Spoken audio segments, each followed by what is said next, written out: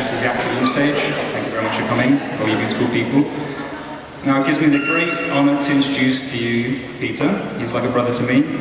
We've been through a lot together, and I first met Peter, I don't know, 2 years ago, and he did his very first action, a Waitrose walk-in, and we took over the John Lewis headquarters in London, occupied that in protest against the pig lorry crash. And yeah, I think I'm nervous for Peter, so can everyone give him a warm round of applause?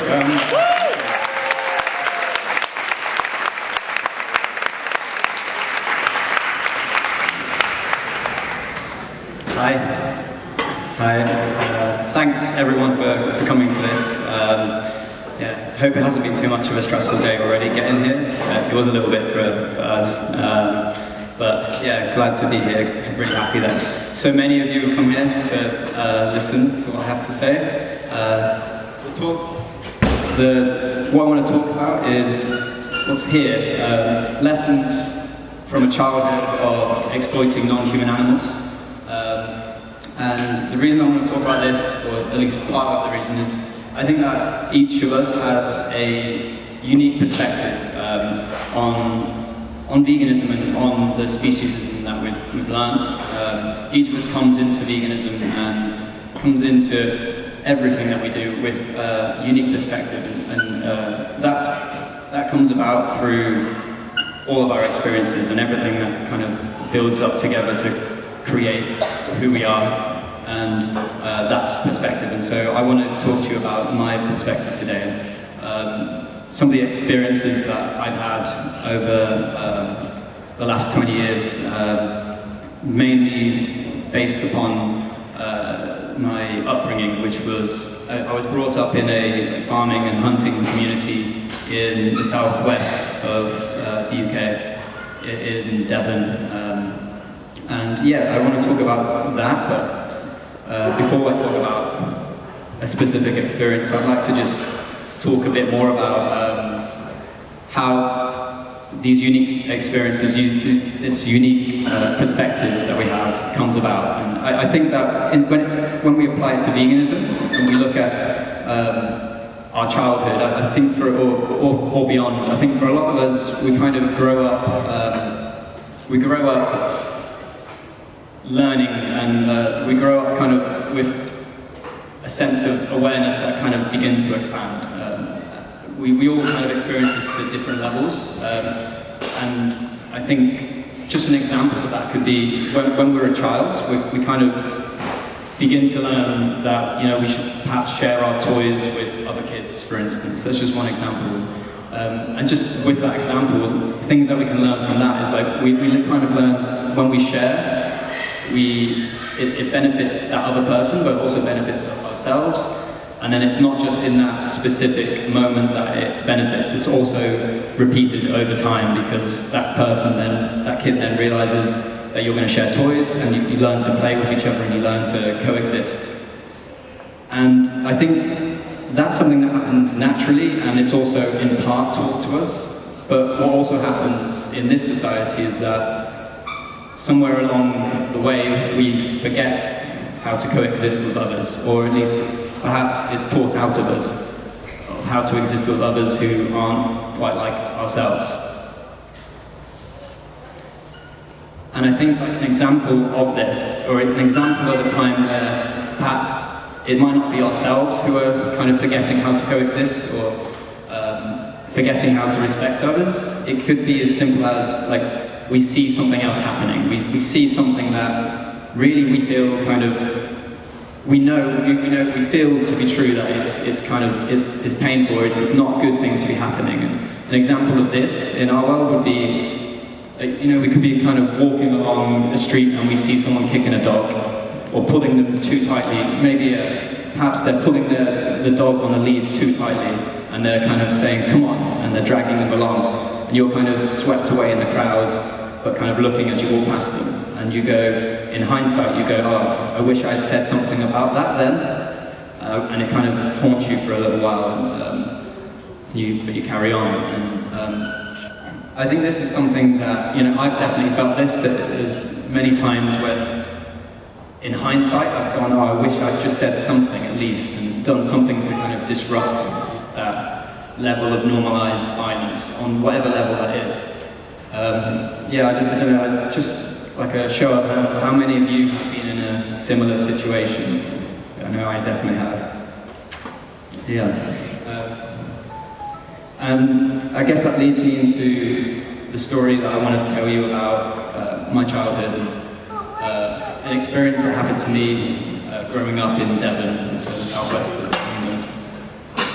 And it's quite a tough story to talk about because I was part of it, I was complicit, and it's one of those things that in hindsight I realised is actually something really terrible and something I recognised at the time but felt kind of powerless to do anything about. And this story begins in Devon, and the friends I grew up with, the people I went to school with, the teachers, the police, everyone in that community, as far as I knew, were hunters, were farmers, animal exploiters. And so that was the norm. That was the norm. There was never a point at which any of this was even questioned. You know, the way to win an argument is, the best way to win an argument is to make it so that the argument is never even consciously thought about. It's already, your answer is already the thing that is true. And that's what it felt like in hindsight, living in this community. And so it could come to be that I would have friends, you know, when we were young, maybe 12, 13, 14, who were farmers and hunters. And there was a time when I went to my friend's house, who was a dairy farmer, he lived very close to me. And in the past, going to his house, we had kind of been kids, we'd kind of, you know, just explored and kind of just had fun that didn't involve harming others necessarily. And this time there was a group of us who went to his house, went to his farm. And this time there was something different. This time, two of them brought guns. And what happened this time is we went out into a field at night time looking to kill someone. And this to me at this point, I remember kind of thinking, we probably won't see anyone. I'm just going to go along with this. This is, but it wasn't even that kind of conscious. It was kind of like, this is happening. It was kind of more of a sense of fear, sense of, I don't know what's going to happen here, but not really going, is this wrong?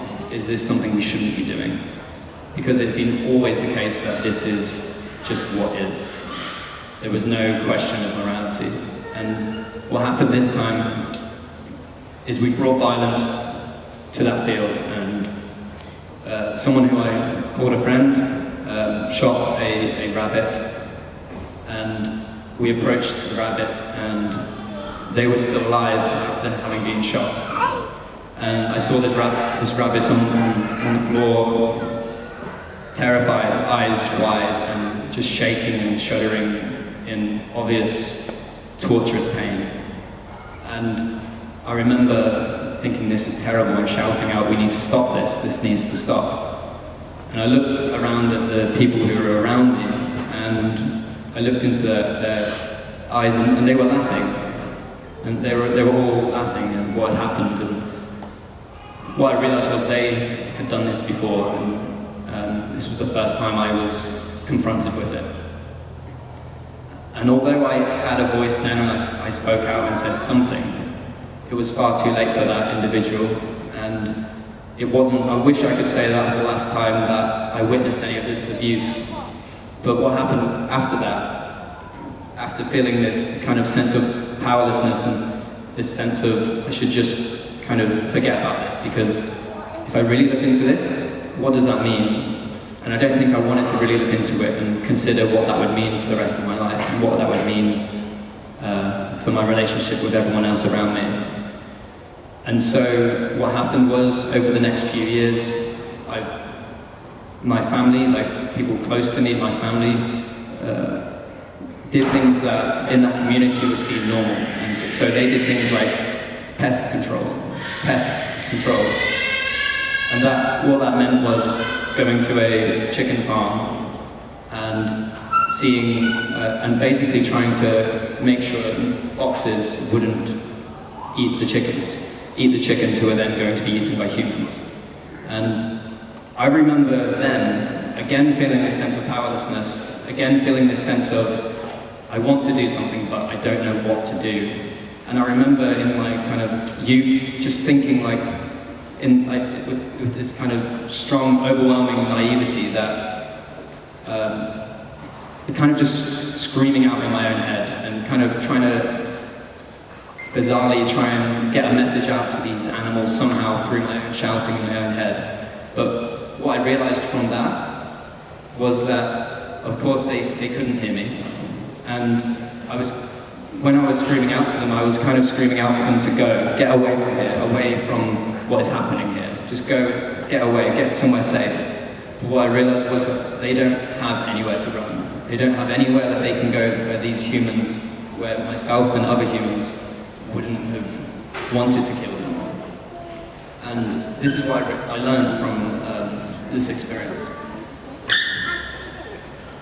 And what I also learned is that tyranny is not some isolated thing that happens in some faraway place by some rich people, few people. It's something that truly runs through each of us, and each of us has the capacity to do great harm and great good also. And it's something that if we don't consider and we turn away from, like I did for so long, it's something that then spills out into the rest of your life, spills out into society.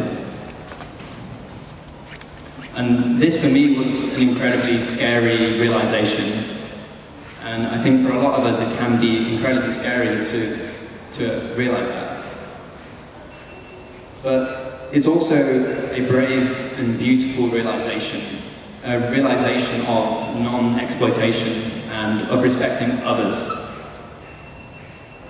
Only it can be terrifying because we have lived in a way that has been so opposite to that in many ways. And what kind of comes to mind, there's a quote that comes to mind, it's come to mind recently based around thinking about this, and it's by someone called Marianne Williamson, and she's an American activist. And it goes, "It is our light, not our darkness, that most frightens us. Your playing small does not serve the world. There is nothing enlightened about shrinking so that other people don't feel insecure around you. We were all meant to shine as children do. It's not just in some of us, it's in everyone. And as we let our own light shine, we unconsciously give other people permission to do the same as we are liberated from our own fears. And our presence can automatically liberate others." And for me, that's something that can be learned through our actions. It can't just be learned through thinking about it necessarily. I think we need to act upon that. And I think we can learn to see this and become aware of that capacity within us to do great harm, but also to do great good.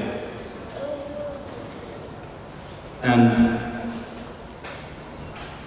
I would like to just talk a little bit more about that first experience of activism that I had, that Andrew briefly spoke about. It was the day I met Andrew, actually, and a group of other activists. And it was a day a couple of years ago. It was actually on Martin Luther King Day, so I think it was February 2 years ago. And I went to my first activism event, and yeah, there was a truck that crashed, and there was a truck full of pigs, and these pigs were killed at the side of the road rather than being rather than activists being able to take them to a sanctuary. And so we protested at the supply, who they supplied the pigs to, and that was John Lewis and Waitrose, and so we basically occupied Waitrose headquarters. And I went to this event just feeling quite nervous, but also feeling this sense of empowerment, or enough empowerment at least to just take the first step and kind of, take that first action. And what I found was that when I did that, the sense of empowerment that came after that was far greater than anything I felt before. And the sense of community suddenly came about, and I suddenly learned that actually, when I kind of challenged the community I was in, I didn't lose anything. In fact, I gained far much more. I gained a sense of empowerment and gained a community who thought similar to me, and thought in a way that was non-violent action. And I think that now more than ever, that we're in a crisis now, and I think people who deny that are in denial. And I think it's like now more than ever important to do that, to go and take action and learn to feel empowered through the actions that we take. And I think that if we really open ourselves up to thinking like this and thinking about what can actually happen when we go out and take action, let's just think about the kind of world that we could have by doing that, and think about what's actually possible when we do that. Because I think it opens up a world that we can struggle even to imagine now, but something that we should be imagining. And I'd like to just invite everyone here to just take a minute. Like, you can close your eyes if you like to, just take a minute to think about that world and think about what you think could be possible if you were to go and take, say, one action more than you already are now. And just take a minute. So let's just have a minute now to do just that.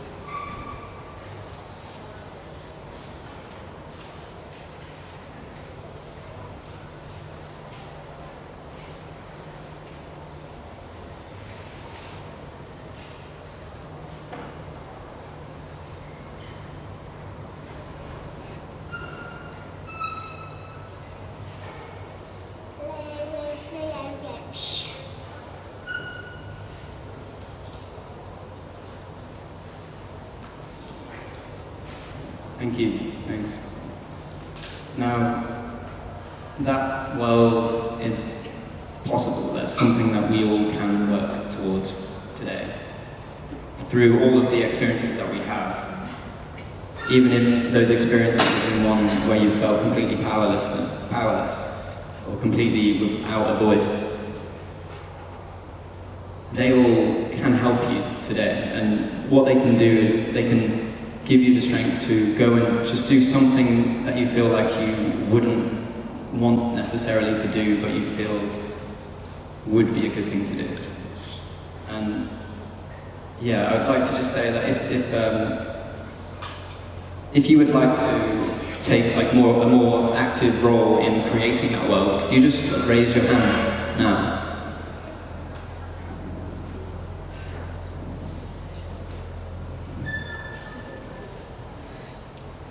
Well, I don't think any of us has all the answers to it, and I think anyone who says they do, don't listen to them. But yeah, if you want to create that world and you have that intention, and you want any advice at all, then you can just come up to me at the end of this and speak to me about it, or leave your details, leave an email or something, and I definitely don't have all the answers to it, but I would like to help as many of you as possible if you have any queries or anything about that. So yeah, thanks very much, and if you have any questions, we can do that as well now. Thank you.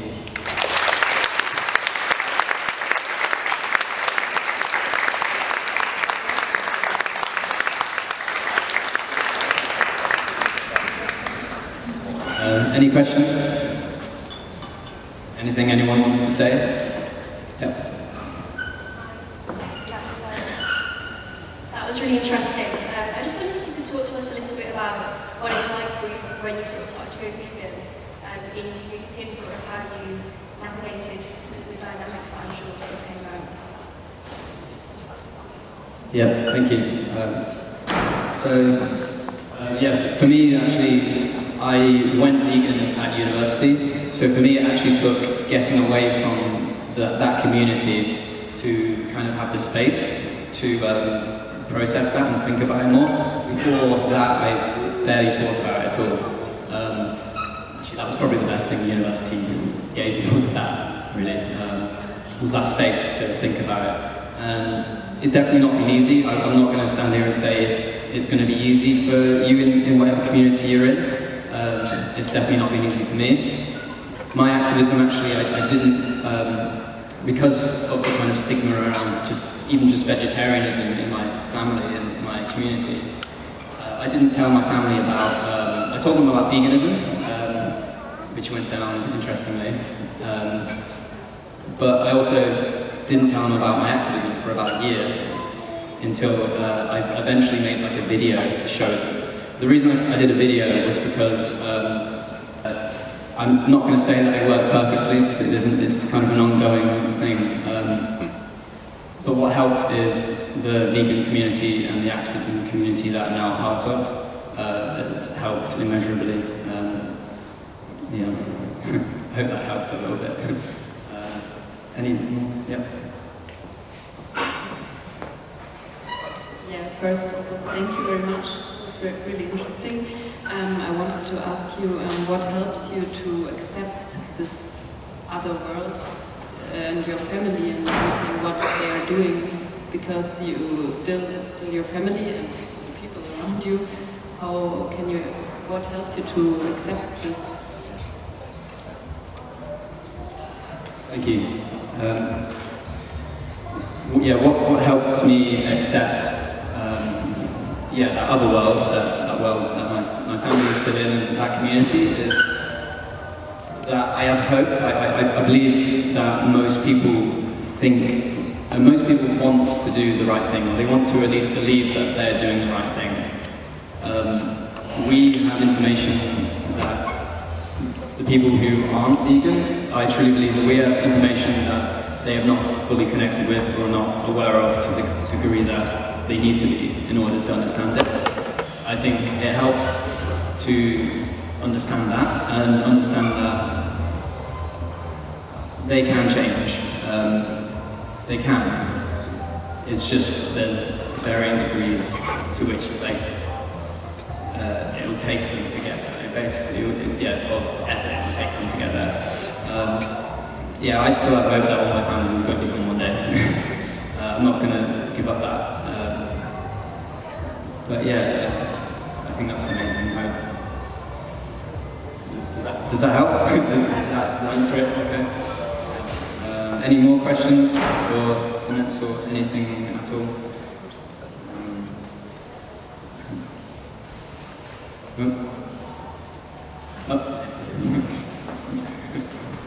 So I'm from the farming community as well, so like all my family are like farmers, hunters, etc., etc. That's what I was brought up.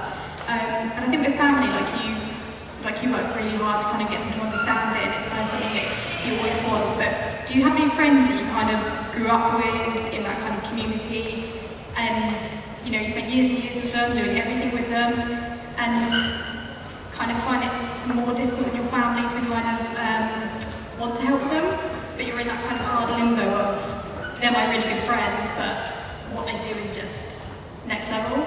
Like, I'm not sure exactly what I'm asking, but like, how do you deal with that with your friends? Because I'm kind of, there's not a lot of people I can ask this, because they aren't in the same situation as me. Like, there are people who also go out hunting, but like on a day off, I can still have a chat with them, but I feel so weird about it.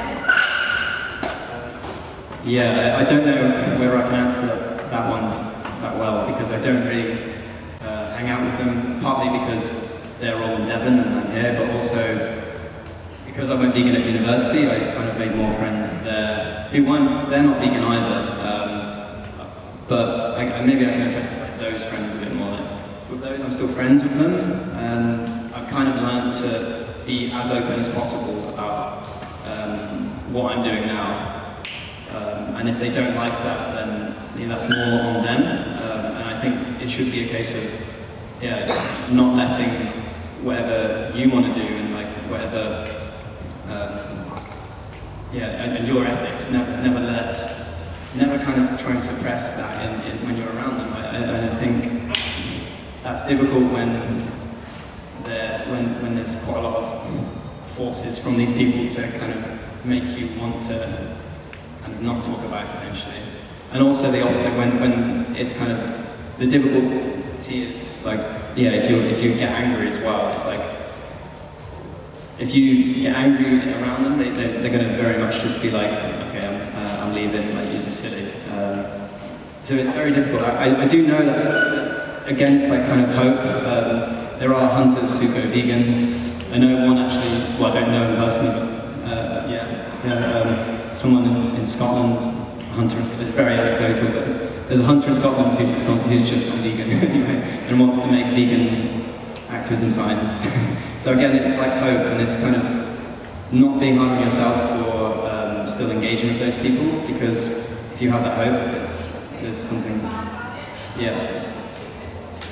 it's, and also like if you feel like when you're around them you're kind of damaging yourself or like going against your morals, then also kind of don't be afraid to go, I'm not going to speak to them anymore, I'm not going to engage with them. And if that is what you feel like you have to do, then I'd say just state to them your case and be like, this is why, and then don't be hard on yourself for whatever happens after that. Do you still have questions? Yeah. You've answered it with that one, thank you very much. Amazing.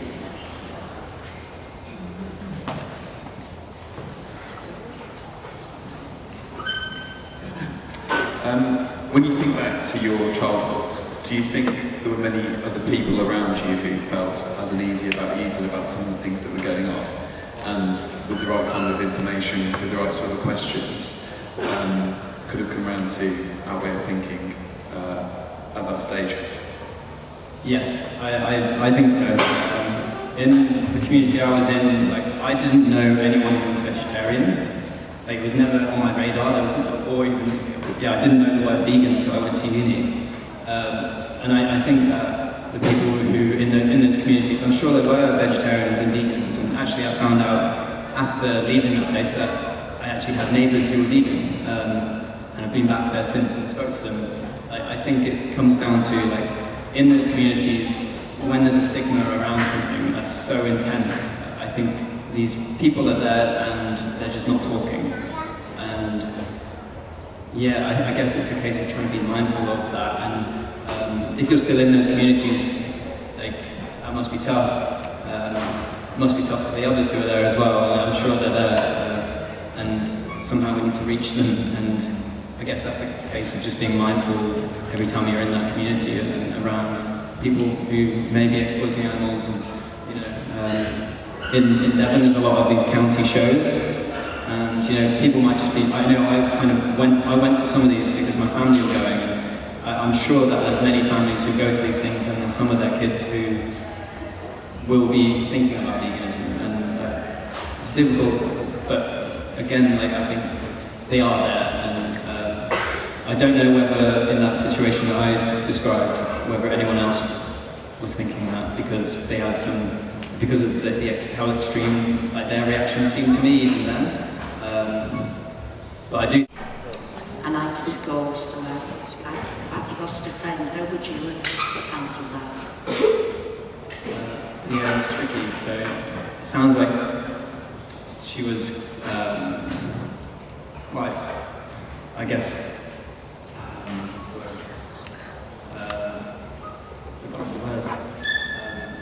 she was not really expecting that, I guess. She probably thought that at that point it was too extreme. If she already had an awareness of you not doing that, then it may be that that was just the moment she chose to say something about it, and it may have been that she was already kind of thinking about it and it was building up in her. I've had experience of that as well. Yeah, it's tricky. I think the best thing to do is just say, look, I still respect you as a friend and as a human, but even in those situations, like what could be done? Like you could kind of say, you can be as accommodating as you want, but and say like, look, I can come and support you, but I won't be there when you're eating, and I'll leave then and come back. That's a statement you can make. But also,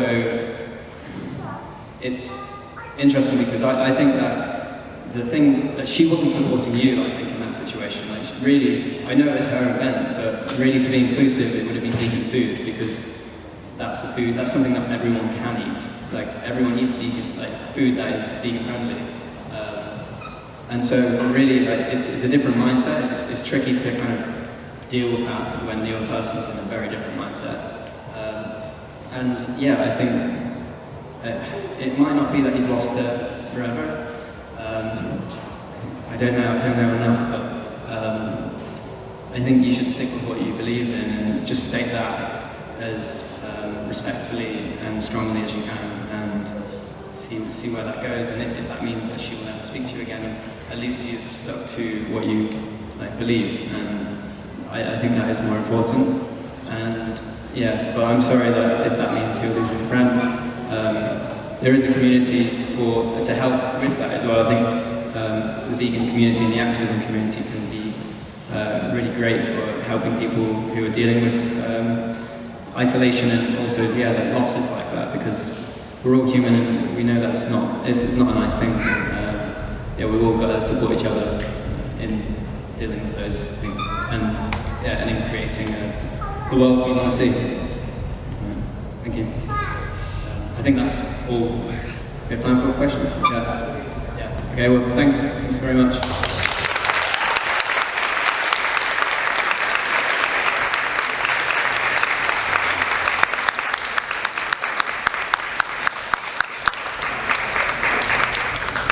Very, very proud of Peter. He's come such a long way since that first action that we got dinner with him with the first activist he met, and now he's here giving talks and doing amazing stuff. So, and I work with Peter as well, so yeah, even better. So.